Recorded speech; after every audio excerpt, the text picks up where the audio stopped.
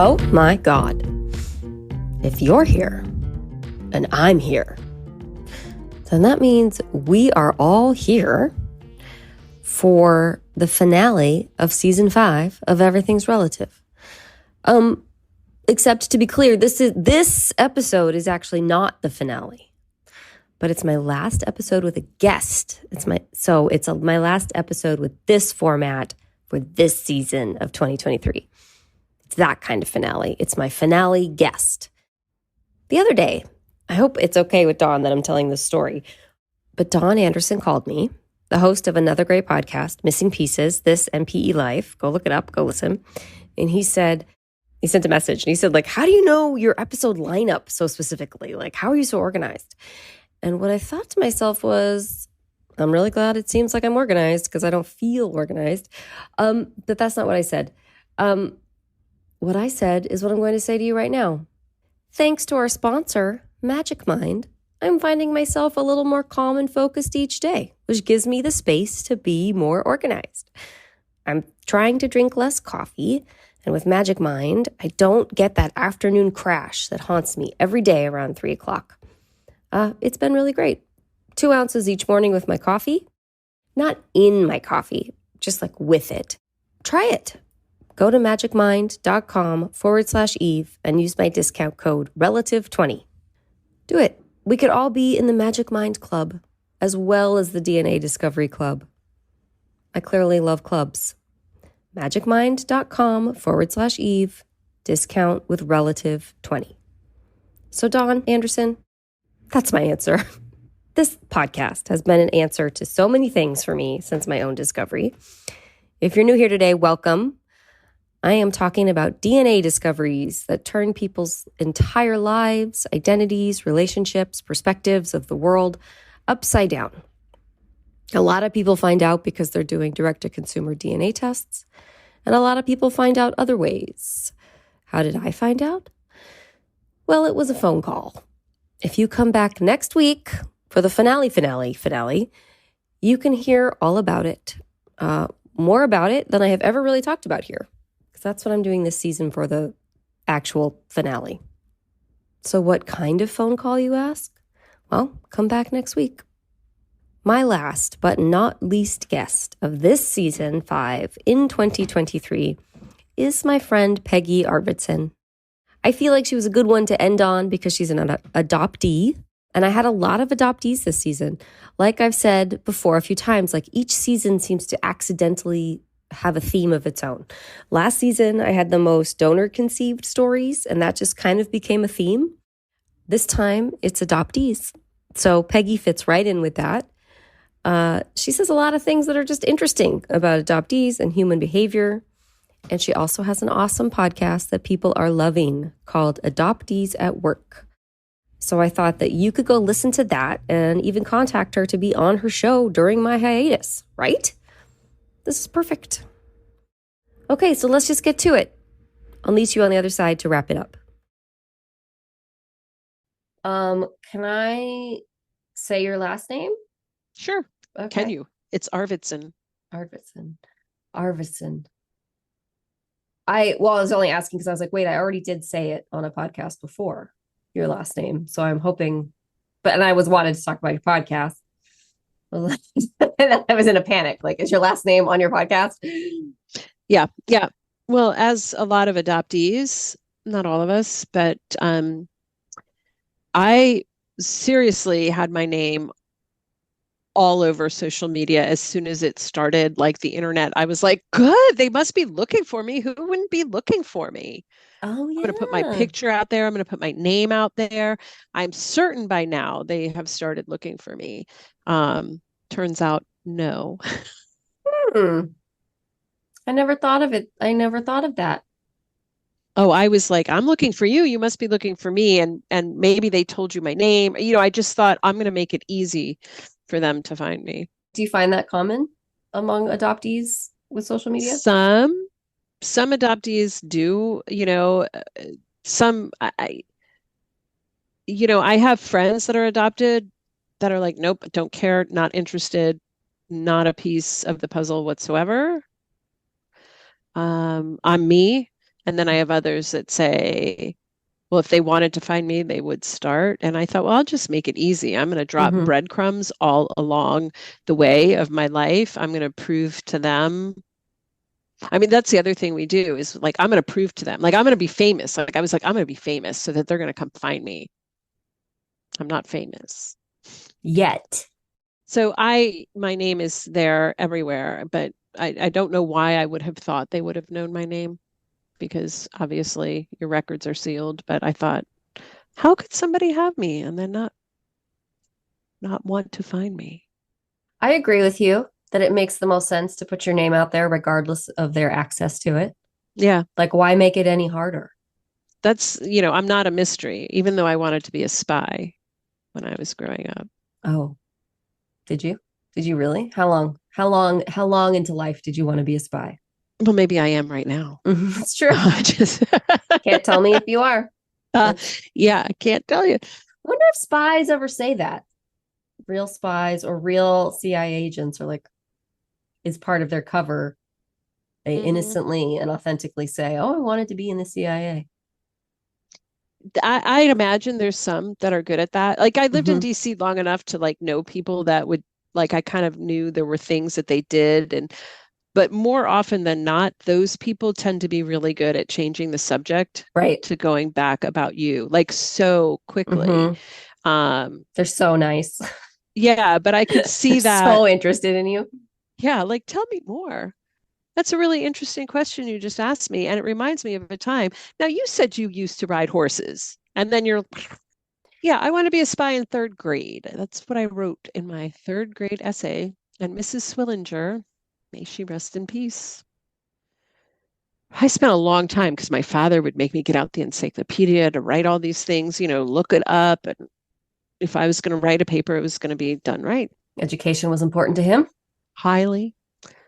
And I turned in my paper, and Mrs. Swillinger said, this is not an appropriate career choice for a young lady.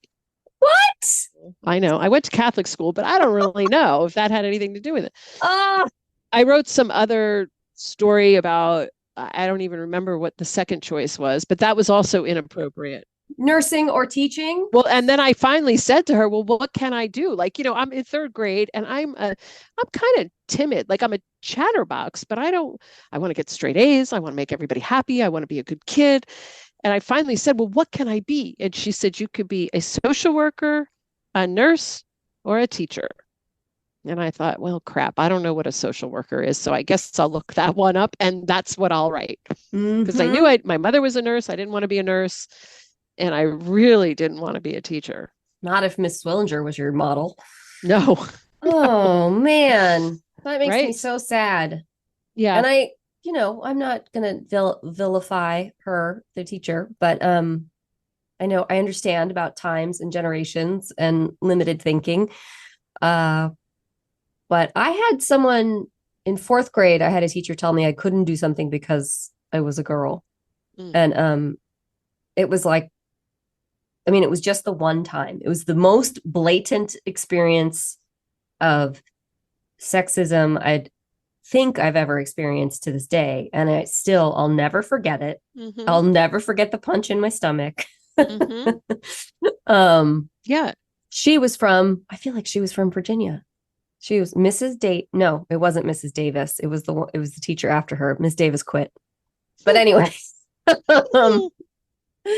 But she wanted to be a spy, Miss Davis. She wanted to be a spy. But the whole point. All of this. Well, not the whole point, but what I also was going to say is that Lily, my daughter, who's now 20, third grade is when she wanted to be in the FBI. Fourth grade is when they had to make a timeline of their life. And she definitely was in the FBI on that timeline. And it was soon after being hired by the FBI. She gets a Ferrari. And then I don't remember what's on the timeline after that, but that was the two best parts. It was like, go to high school. You had to say your age and like go to high school. And like they had to map out their life. And she was going to join the FBI and get a Ferrari. That's, so cool. Mhm. My niece did, we would take walks around the neighborhood when my niece lived a block over. And when she was like, yeah, about that same, well, no, maybe a little younger, second or third grade. What do you want to do, Anna? She says, well, I'm going to have a Maserati, a Ferrari, and a Mercedes. She's like very into cars. And I said, okay, but what are you going to do? Like, how are you going to make that? She says, well, I'm going to be a scientist. I'm going to discover fairies, and I'm going to be a famous singer. I said, Yes. Ambition. That's all you know, it's so promising when they just see the future and have a plan, yeah, I no loved matter it. what the plan is. That was like, this is great. Will you drive me in your car? She goes, Hmm. I don't know. You'll have to see. I said, Yeah. okay. Look, she can't plan everything. No, That's amazing. I may not be cool enough to be in her car. I love her. Yeah, she's pretty funny. That's really So great. that's my story. That's it. That's the whole thing. Hmm. That's great. So I'm sitting here with Peggie Arvidson. Hi, everybody. She has a new podcast called Adoptees at Work, which is something I want to talk about. But I wanted to talk to her anyway, before this new podcast changed the world, because she's a part of our community and she's an adoptee, and I want to know more about her. So tell me more about you. What is being an adoptee mean to you, or do you have an adoption story? I do have an adoption story, and it's always evolving and changing, like everybody's story. I am an always known adoptee. I was born in the 60s to clearly a Catholic mother, because I was adopted through Catholic charities.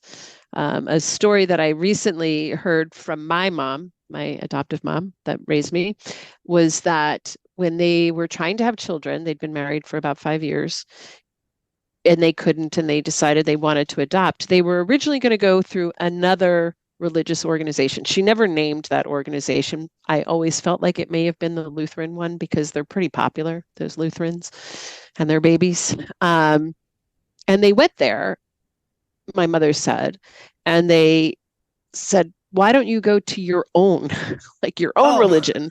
Like, why don't you go oh, back to your own people and get a baby there?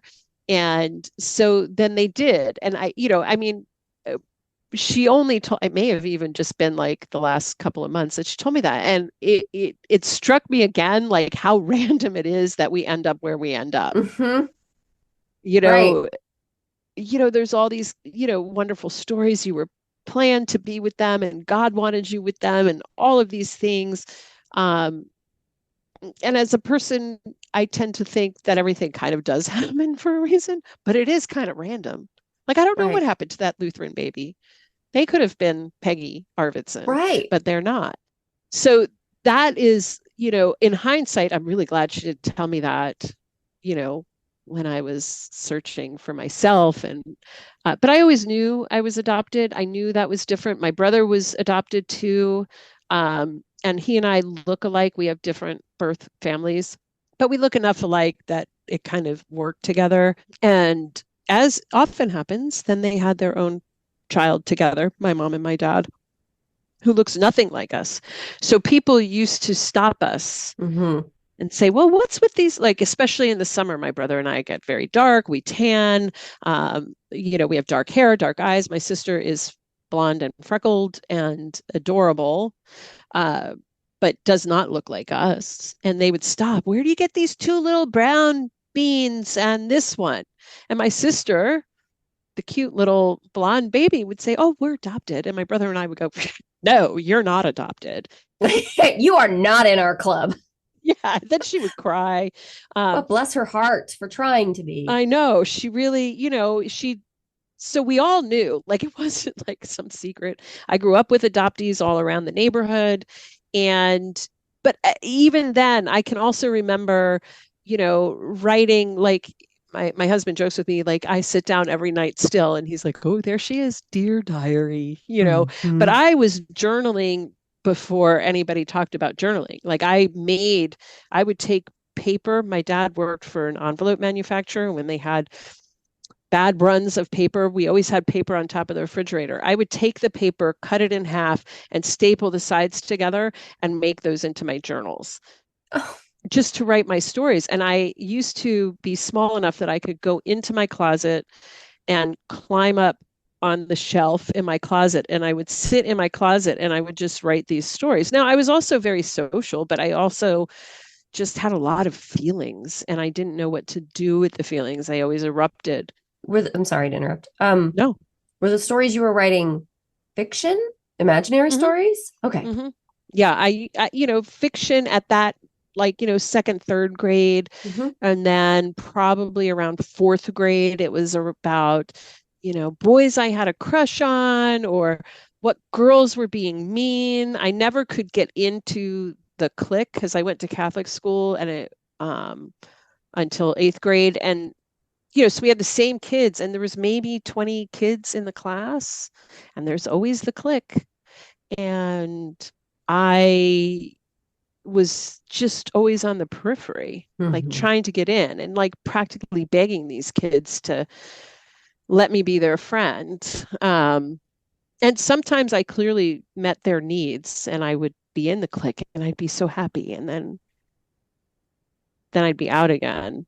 They tied me to a tree in fourth grade. It sounds so Oh, tragic. I didn't even remember until like my 30th class reunion when one of the perpetrators came up to me and apologized. And I looked at her like I'm sitting there looking at her, at my class reunion. I was like, holy moly. I didn't even remember this. And I said, I feel really badly. And she says, what do you mean? I'm apologizing to you. And I said, I feel badly that this has been something that you clearly have carried for 30 years. And I forgot about it. I said, but if it'll make you feel better, I'll be really upset about it for the next 30 years.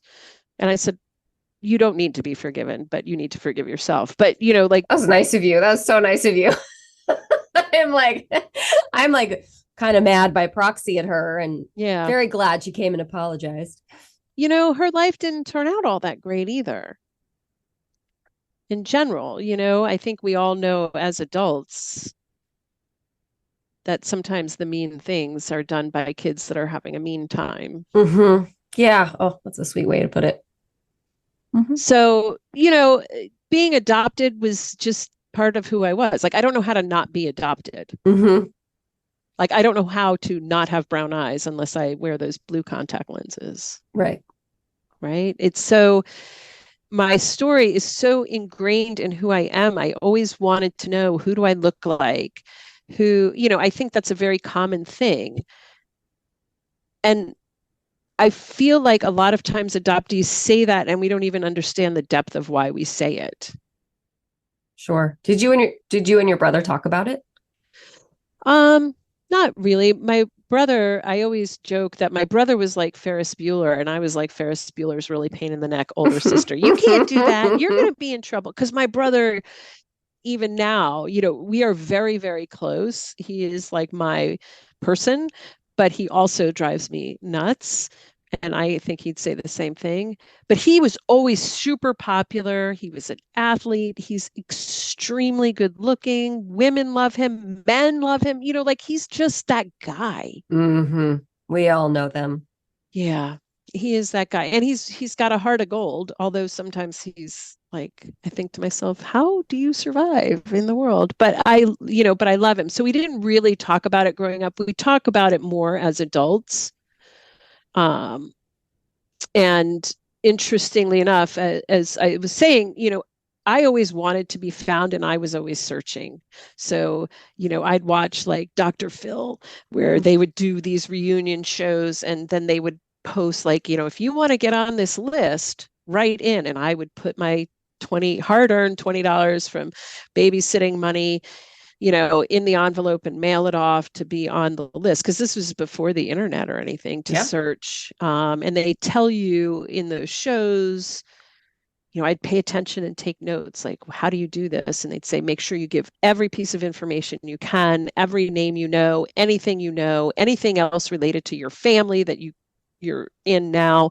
So I had included information that I had these siblings, one of whom was also adopted and, his age. And his half sister found him through me. Oh, So like I'm like a medium. Maybe I should become a medium. I mean, like how wonderful, but how unfair. Yeah. I was like, I Oh, was like, see, this is how Ferris Bueller's life goes, right? totally. Like his sister does all the work and he gets all the no. That is, So yeah, she found, she sent me an email and had said, I think, I just found out that my mother had a child that she gave up for adoption. I think your brother is my brother. And I said, this is his story. And it sounds like it could be a match. I'm going to forward your email to him and then I'm going to just leave it from there because I want him to make his own decisions. And he did connect with her. How long ago was that? Oh gosh, probably maybe 15, 20 years ago for him. So, and that's been a nice reunion for him. And I was always so happy, but I was always like, oh, why not me? So close.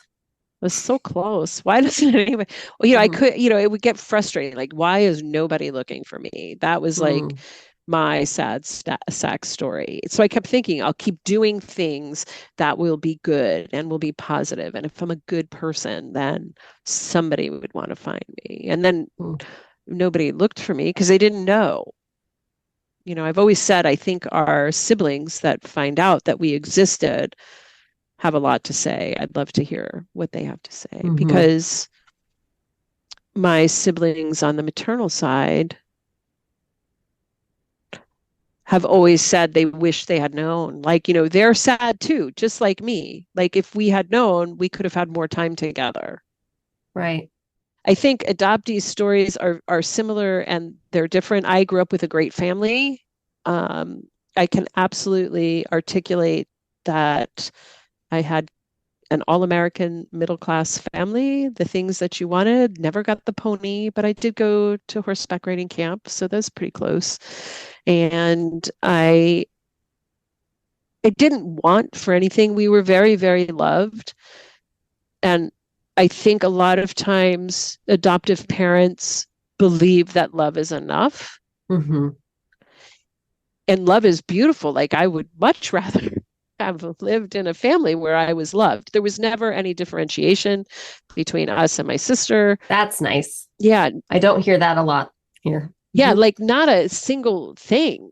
My sister will argue that I was much closer to my dad than she ever was. I disagree, but my father and I were very much cut from the same cloth. And I was for sure daddy's girl. And he was my protector. He was my, I don't know if I'd use the word confidant because there were a lot of things I didn't want to tell my dad, but, I had it was a lot of mutual respect and a lot of mutual, humor and things together. And I miss him every day, but he still, and I wasn't really searching for my birth father. I don't know. I mean, some people do, but I really wanted to know this birth mother. Isn't that interesting? I mean, I think that, I think that's the most common or consistent or that tracks, but our attachment to the womb itself.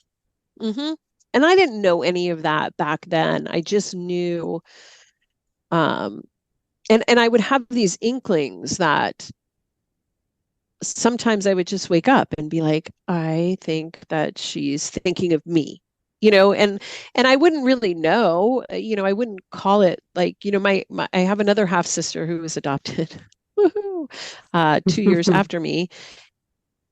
And she's definitely very like highly psychic, intuitive. Like she's like, oh yeah, she's like, I always knew what they looked like. I always knew what they were doing, but I never could find them. And I didn't have that. But every once in a while, I would just look in the mirror and have these feelings like maybe she is thinking of me, but she's not going to find me or whatever. I don't know. It was really, and those are moments that make you feel really angry and kind of filled with rage, but you don't know what to do because you're also busy being perfect.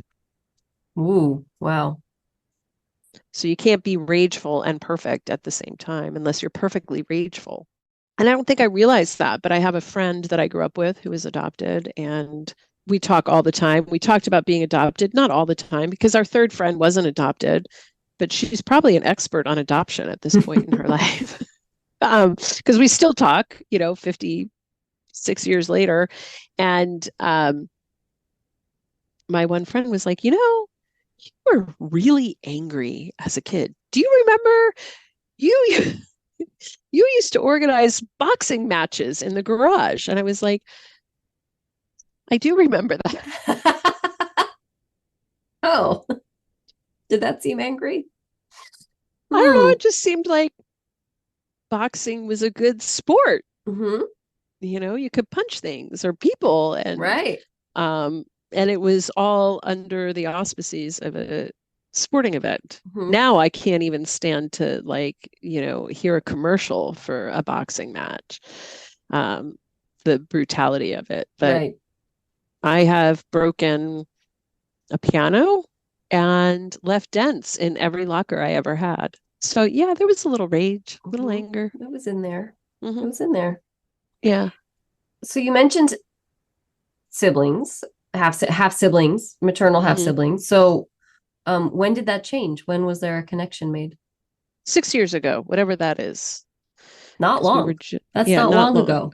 No, not long ago. I started searching when I was 16 years old. And when I was 52, I made a connection for the first time. I had hired a private detective in my 20s. I had gotten my non-identifying information from Catholic Charities in Newark, New Jersey, except for there was a big delay, because the irony is that the social worker that they had attached to my case went on maternity leave. And that cracked me up when they were like, oh, we're sorry, there's been a big delay. Your social worker's on maternity leave. And I was like, does anybody else see the irony in this? Like, at all? Yeah, no, they didn't get it. No, but, they were like, what? No, she's having a baby. She's having like there's nothing ironic about having a baby. What does she mean? What do you mean? So it took months for them to get me this information. And when they finally sent me the information after the maternity leave and after the holidays, it was sent with a handwritten note from the social worker telling me why it took so long, because my file had burned in the Great Iron Mountain Fire of Newark. I did look it up. There was such a thing. It was, Iron Mountain is a company that stores papers and files and things. Oh, okay.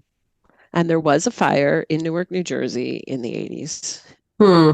I feel suspicious, but okay. I was feeling very suspicious. So I was like, clearly my father is a mob boss. Mm-hmm.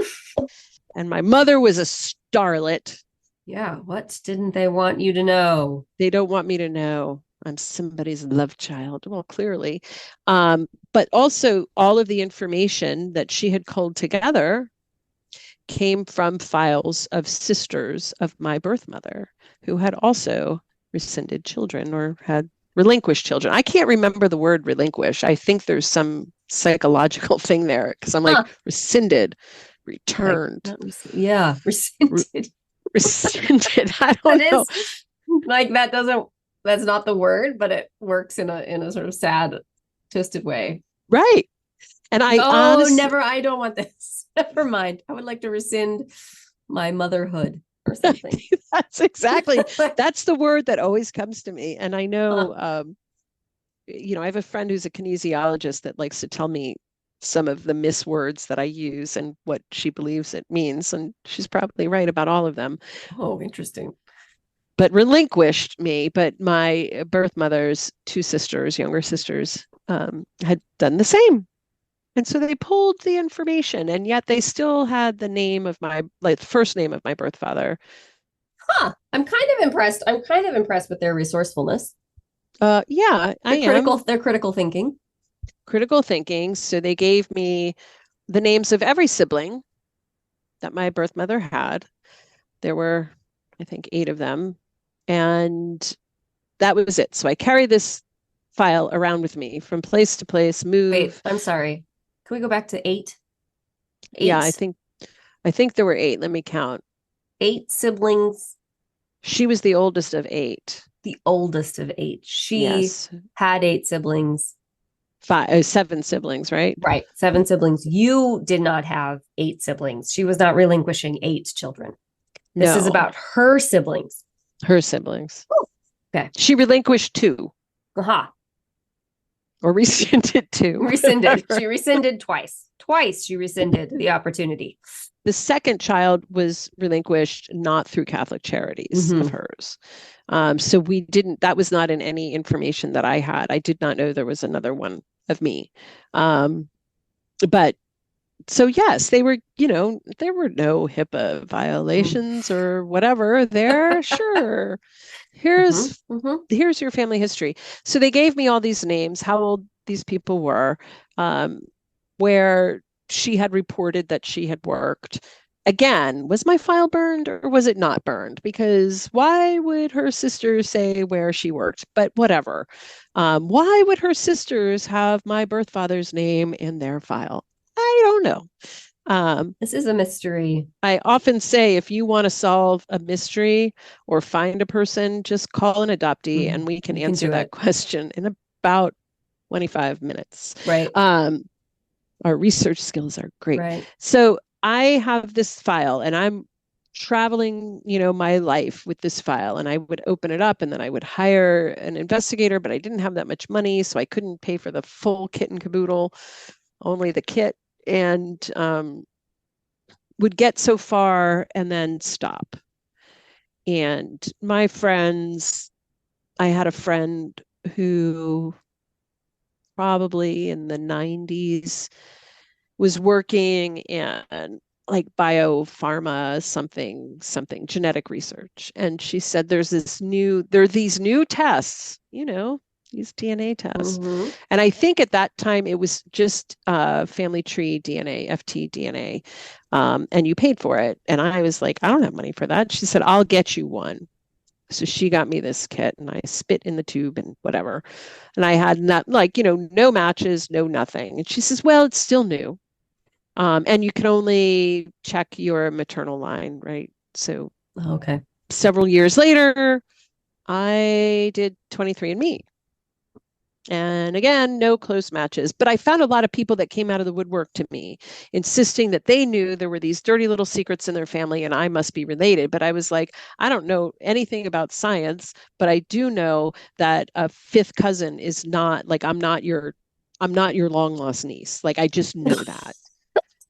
Oh man, they were so excited for a story. They were, and I'm sure they have a story, but I was not it. And then we were watching a commercial for Ancestry, and I was like, I'm not doing that. That's just these stupid commercials. I'm not doing it. My husband's like, just do it.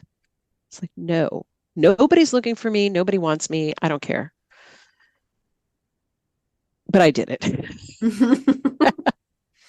And that was the bingo. I hit a match that came back as like an uncle cousin. And it was my uncle, my biological mother's youngest brother. So he was 10 years old at the time I was born. And he said in the correspondence, very kind man. I have so many warm, fuzzy feelings for him. But he said to me in the message, no, this can't be, because the other sister has already had found them like 12 years earlier. And he says, unless you have the wrong birth date, like unless you're born 2 years later than you were born. And I'm thinking, well, that would be quite the time travel, but I can understand his confusion because that's when she was born. We're almost born on the same day. We're just 2 years apart.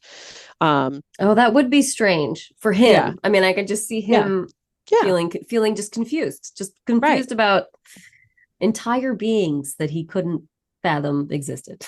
Right. None of them. Right. And, but then I did something that I really regret. I wrote out all of the information from what Catholic Charities has sent me. Well, this person, like I named them all, how old they were, and the fact that the information had come from these other siblings' files. One of whom had let the family know their situation, the other had not. Oh. And to this day, I wish I had thought that through. Mm. I feel badly about that. I mean, obviously, she's not my biggest fan in the family. And when I was corresponding with him, he let me know he didn't really want me to reach out to the siblings that she had and kept. Our mother had died before the other sister found her, actually. And he said, I don't really want you to reach out to them because their dad is sick. And I think this would be stressful for him. And I said, I appreciate that. I don't want to ruin anybody's world. I don't know. I think everybody thinks we're looking for money or something. Mm-hmm. And I said, okay, but it was really bugging me. And I thought, wait, he said there's another sister. And he told me her birth date and her name or her first name. So I went searching for her, found her, and sent her a letter. And again, everything gets delayed because that's just the way my communications go. But eventually she gets the letter, messages me, finally responds to the message I had sent her on Facebook like 9 months earlier and says, are you Christine's daughter? I am too. I need to talk to you. Wow. And she hadn't known before that you existed? Nope. But right away, like she knew. And then, she looked at my pictures and I looked at her pictures and I was like, oh yeah. In fact, I was scrolling through my Facebook feed one day and I thought, I really thought I was never at that restaurant. What is how does this work? And then I realized, oh my gosh, it's my sister. Wow. There. She grew up in the town that I first, when my parents were first married, that they lived in. We had moved in the same county, but we had moved 3 cities over. So we grew up pretty much, in the same circles, went to the same places. It explains a lot why people were always asking me why I didn't call them back or, if I had been to something, because clearly it was her and it wasn't me. Wow, that's wild. Yeah. I've heard in one other adoptee talk about that she knows that her birth mother lives in the same town and they look a lot alike, and people will come up to her and reference things and seeing her places, and she knows it's not her. It's freaky. Mm-hmm. And I used to answer, people for years in my life when they would say, in fact, I got yelled at in an elevator once in DC, from some guy, I'm going to work and got my little briefcase and everything. And a bunch of people are in the elevator. And this guy comes in the elevator. He's like, why have you never called me back?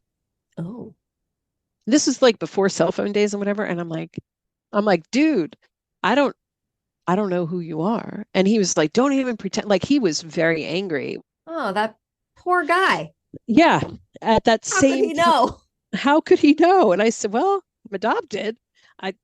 Maybe I have a doppelganger. I don't know. Uh-huh. And it turns out that my birth mother's family was living in the same area at that time. But the half sister who had been adopted, that was my kind of loophole. She said, why? Well, have you called the other sisters? Mm-hmm. Have you called them? And I said, no, because our uncle said this. She says, well, he doesn't see them that often. And, their dad's been sick for a little while, but he's not that sick. I see them often. Mm-hmm. I'm calling them tonight because we have a family pact that there will be no secrets. Wow. That the previous generation had secrets and we will never have secrets. I'm impressed by that. I am too. So that night or the next day, I think I got a call from the oldest of the kept children and then the next sister. So there are 2 sisters and 2 brothers that our mother had with her husband. Then there are the 2 of us. And as far as we know, that's all there is. Mm-hmm. Mm-hmm. No one else 6 though. Yeah. So there's 6 of us. And actually the timing was kind of neat because I think it was the day of or the day, it was our birth mother was born and died 2 days apart. I mean, not 2 days in her life, but You're telling me your birth mother was 2 days old. Yeah, she was what 2 you're days telling old me. and she had 6 children. Quite a life. She's very advanced. Prolific. Prolific, very, but so it was right in that time frame that we all connected. And so we were just, and we're just kind of upon the anniversary not too long ago. And so we were reflecting on that maybe for whatever reason, she took the secret to her grave. The sister that was with her while she was ill and visiting all the time in the hospital always said, I can't believe that I sat right next to her all those months. And our aunt, the one who's not my biggest fan, and neither of them told me. She said they didn't tell me about the first sister and they didn't tell me about you. And she's very, we're very close, but I see in her how hard it is because she misses that too. Like I miss that time. And I've always mourned that time, but I'm very conscious of the fact that my siblings missed that time too. Right. And they didn't ask for it any more than I did. You know? Yeah. Yeah, it's such a testament to how deep a secret can be buried. Thinking of these women never telling anybody and then getting to the to their last opportunity to do it and still not. And then also what it's like for the siblings, which we don't talk about a lot on here. But it's really something. I imagine it is really something to discover you have siblings, not only because you've missed out on the possibility of a relationship, but and also the added layer of a shift in perspective of who your parent is, mother especially. That's a sort of double hit, a double whammy. I don't know, a double something. I feel like they have that same sense of deception that I imagine a lot of NPEs have. How could you lie to me? Yeah. I don't know because I've never been either, but that's what I think. I have one friend she's never been on the podcast, but she was contacted by an adult sibling. So it turns out that that's how she discovered that her mother had relinquished a baby when she was in high school. And her mother will not talk about it, will not tell them, is sort of devastated that this person has reached out. And yeah, it's very complicated for my friend. Looking at her mother and her relationship. And yeah, it brings up all sorts of things. All sorts of things. Could be why I'm terrible at keeping secrets. Like I can't keep a secret. Like, I mean, like I think if somebody's life depended on it, I probably could like legit, I have a high moral compass. Right. But I truly believe, and that's actually the pact on my maternal side, is we don't keep secrets from our siblings.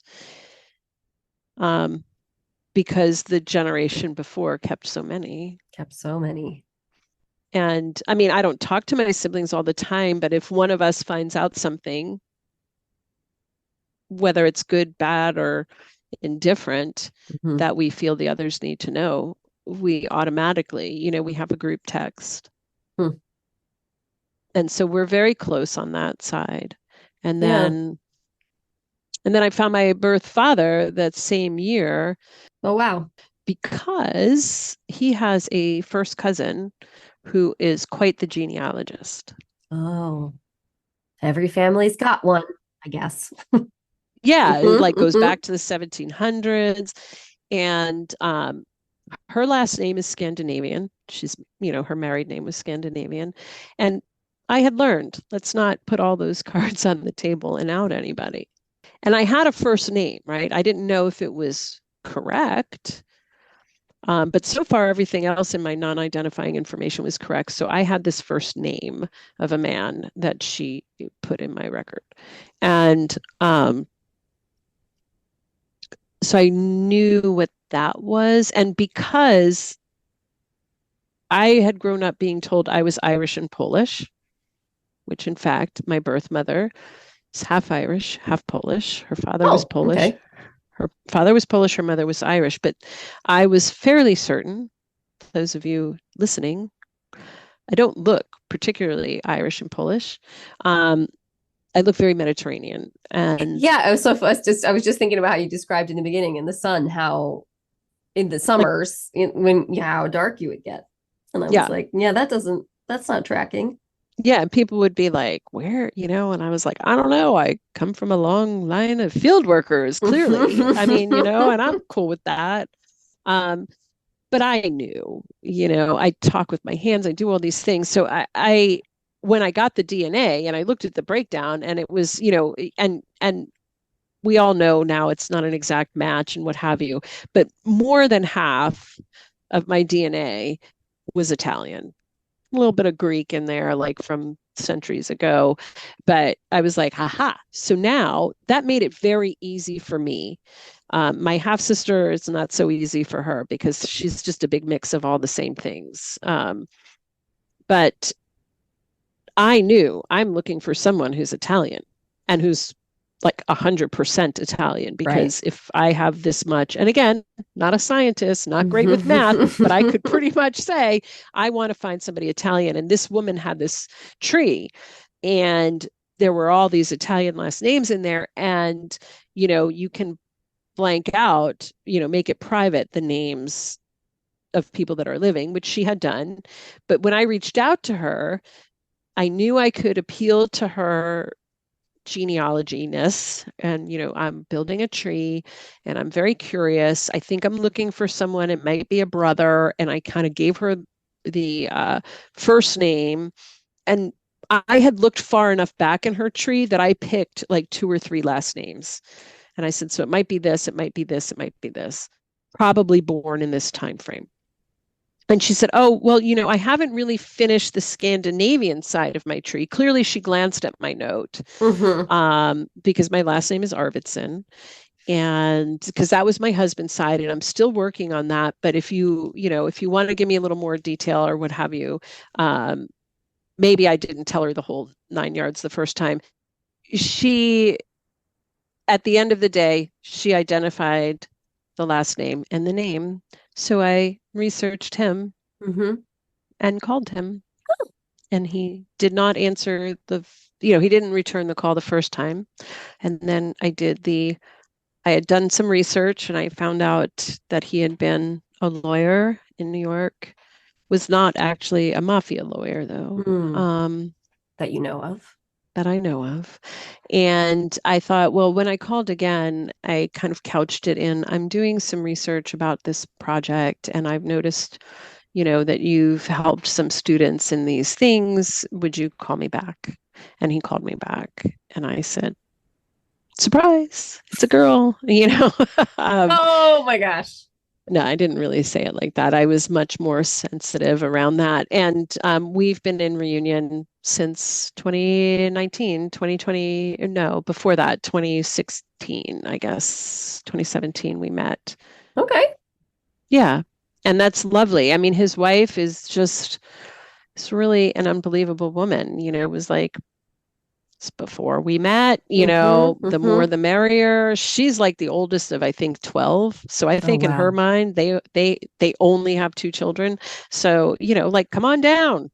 Oh, how lovely.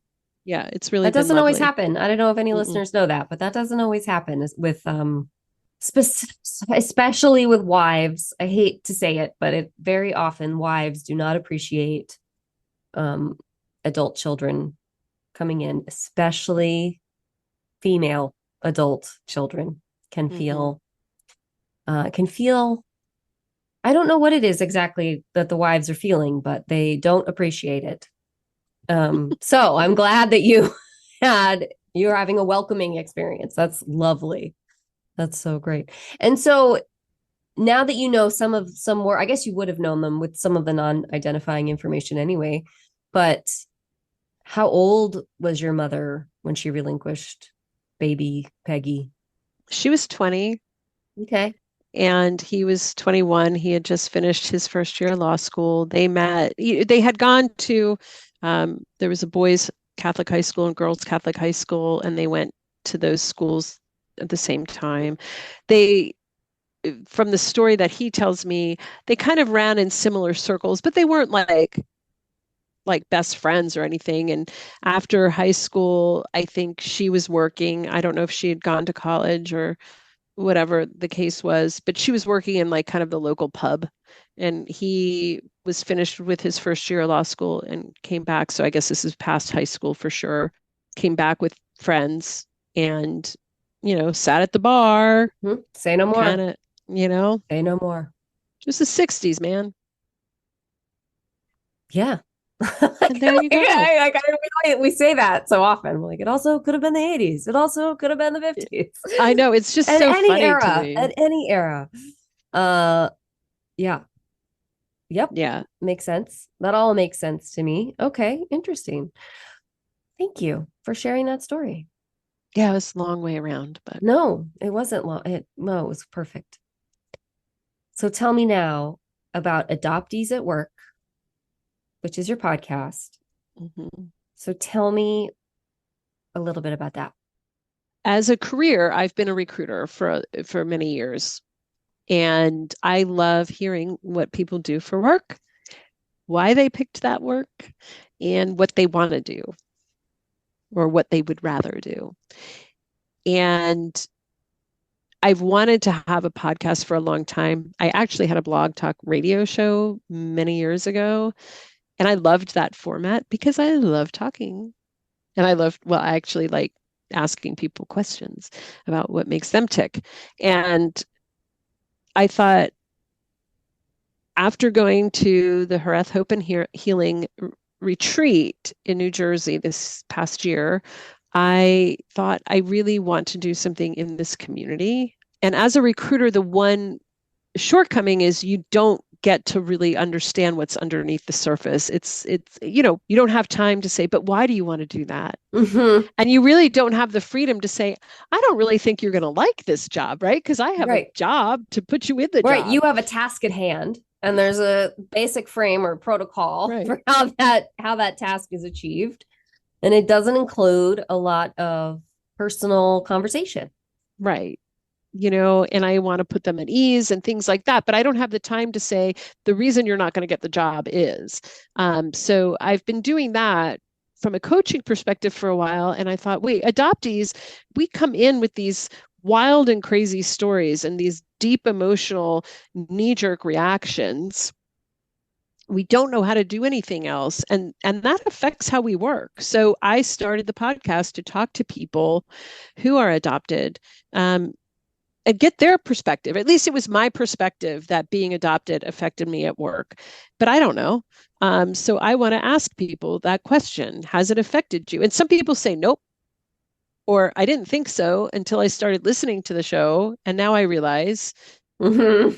And some people say, absolutely. What's been most surprising is the people that say, I went into this particular field, whatever it is, that was nothing like what my family wanted me to do or did. And lo and behold, I found out that's what my biological family did or someone did. And that's been like, whoa. There's adoptees kind of fall into these two camps at work too, right? There's the, I don't know what I'm going to do. Maybe we left college, we never went back, or there's a lot of choppiness either in our history. I can't find where I belong, or there is, I need safety and security so much that I'll put up with anything and stay in the same place for 40 years. There's a lot of variation. We're humans, but it's been so much. Like, I'm so grateful that people will talk to me and tell me. Fascinating. It's so interesting. And what I want are like people that actually do like statistics and science and numbers and say, are my theories like on track? Because I'm fascinated by data. And I don't do data really. I mean, I have my own little notes. So that's the show. And any adoptees that are listening here, absolutely, I would love to talk to them. And next season, because there will be a next season, I'm going to do kind of add on with NPEs, because I think there's going to be this sort of interesting story around, here I am. Many NPEs find out they're adults, they're working, maybe they're taking care of their kids and their household or their parents, and then suddenly they have this blammo thing and they've got to still show up at work. And I think those are going to be pretty interesting stories too. Yeah. Like, how do you navigate that? How do you, Right. I want HR departments to know that we need like an employee assistance program. We need these employee resource groups, which are wonderfully beneficial in the workplace for so many groups. And why don't we have them? And how can they be more compassionate? What do they need to know in order to navigate this? What happens when you're in a boardroom and somebody comes in and they're like, I'm so excited, we just got approved to adopt this baby, right? And there's an adoptee sitting in the room who's dealing with their own trauma, and they can't say anything other than congratulations. Right. So I'm not, I'm not saying you have to have like massive sensitivity training and you can't be excited. I'm just saying there are ways to recognize if somebody kind of says, I need to excuse myself and leave, they're not being rude. Mm-hmm. And give them that grace. Like I want us to have grace in the workplace for all of us, Mm-hmm. for all humans, but this is my niche. Yeah. It's a great niche. This is the kind of human I am. Mm-hmm. I love it. Yep. I really love it. It's such a great niche. Anybody thinking about starting a podcast, a niche is so key. I mean, I'm not an expert, but that's what they say. If people want to get a hold of you because they want to talk to you as adoptees about their jobs or their work, and they want to connect with you otherwise, what is the best way for them to do so? My email address is my name, Peggie with an IE, middle initial P, and my last name, Arvidson, @gmail.com. I'm on Facebook as Margaret Peggie because my Facebook got hacked and I had to get back in. I do have an Adoptees at Work page. We have a private group for Adoptees at Work, and there's 3 membership questions, maybe 4. You've got to complete them, people. It's not that hard. I'm not asking for your firstborn or your birthday. She's not asking anything. For your social security number or anything. No, but I can't let you in. I really respect the people that are in that group and want to protect their safety. And we have a real community, so that would be a great way to connect. That would be. Oh, I have a Substack too. Oh, okay, cool. I'll have it all linked up on my. Yeah, I'll send you all that. Yep, people will be able to get it. Find it on the show notes or on my Instagram page. Make sure it's all available. That'll be great. I love it. How long do you think this season is going to go for you for this podcast right now?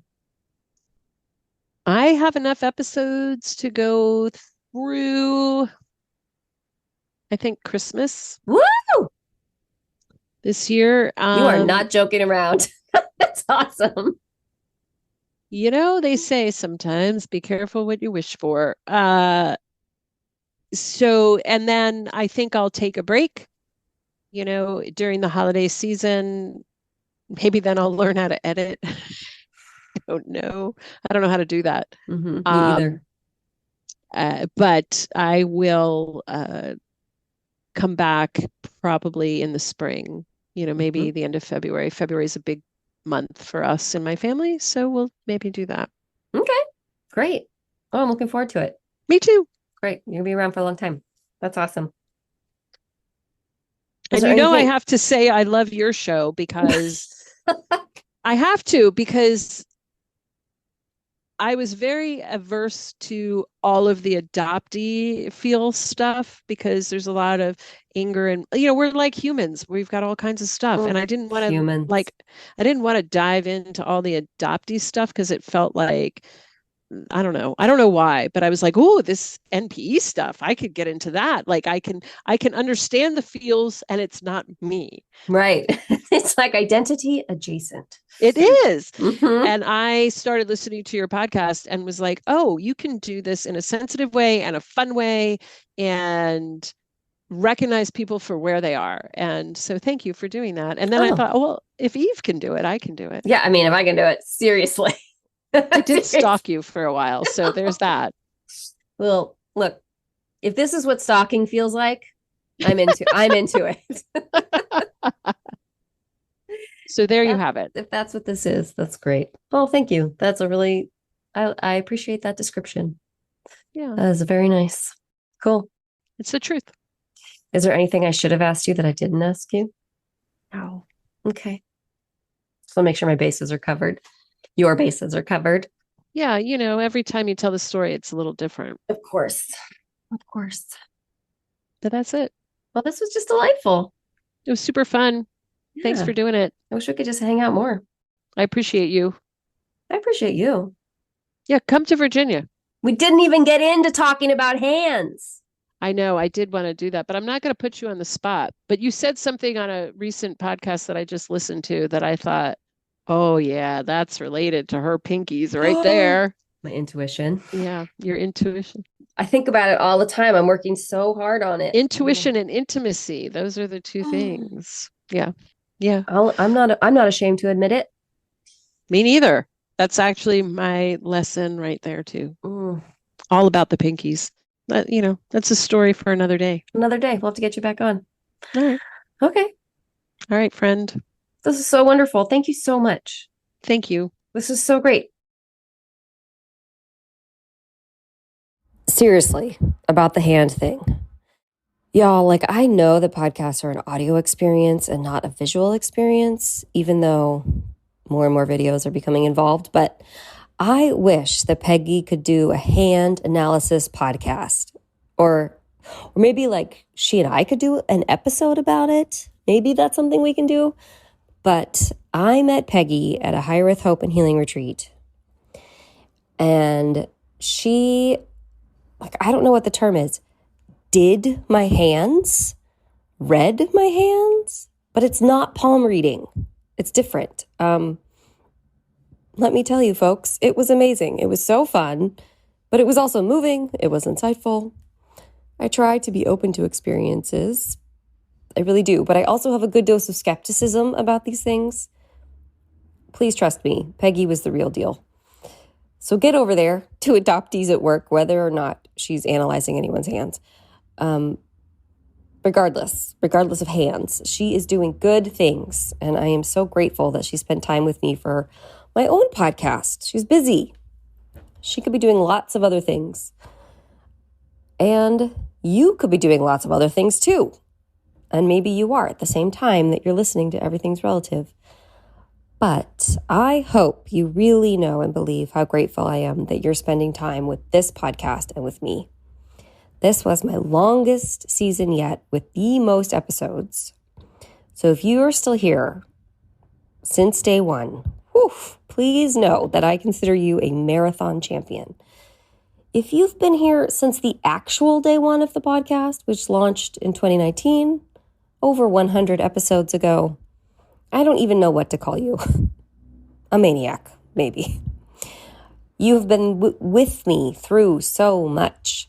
And sometimes I talked about it. You could track my journey through the episodes. And sometimes you can't. I don't always share everything. But I have always known you're out there. This community has been a wonderful, stalwart support for me during the ups and downs of my life, this human life on this earth. Please know that I consider you a friend, and I hope that you consider the same of me. That sentence maybe didn't make sense. Please know that I consider you a friend, and I hope that you think the same of me. Come back next week, friends, to hear a new kind of episode. Me and my husband, we're going to talk more about my actual story and more about what we're going to do in 2024. We may or may not include a Magic Mind sponsorship spot, but I think it's going to be good. I'm nervous, but I'm also very excited, and I really hope you can be there. And in the meantime, please support the unions, wash your hands, register to vote. Don't forget to smell the roses and book those holiday flights because they're not going to get any cheaper. I'm Eve Sturgis. This is Everything's Relative. Bye-bye. Everything's Relative with Eve Sturgis is produced by Eve Sturgis and Kaylin Egan and edited by Joy Rumel. Logo designed by Ivy McNally, and music is used with permission from Goodbye the Band. Eve is a licensed psychotherapist, but her podcast episodes are not therapy sessions. I lost you I'm going to run to the restroom, and then we're going to pick up where you said, She said, are you going to give me, she said, give me a little time. I haven't finished the Scandinavian side yet. Got it. But hold on. Let me run to the restroom.